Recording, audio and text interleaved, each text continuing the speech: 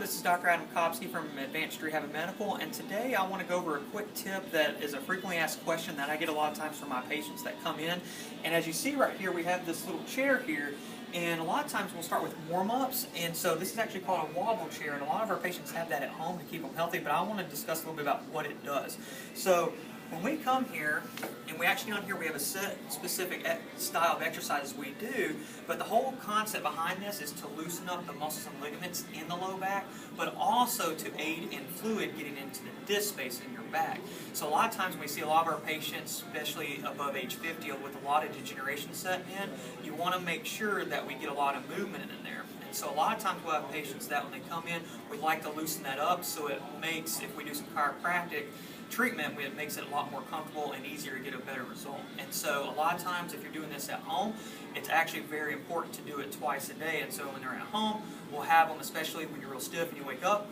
get up there first thing in the morning, loosen it up, and then especially in the evening right before you go to bed, because if you think about it, if we can loosen the disc space up and we can loosen all the muscle ligaments, get that fluid rehydrating to the disc, now when we sleep, we're going to allow that to rehydrate most effectively. So also be sure to drink plenty of water, but I just wanted to go over that tip today because everything we do has a purpose. And so if you have any questions about the wobble chair, please be sure to comment on this video, or when you're in the office, ask myself or one of the staff members, and we'll be happy to discuss more. So I hope this was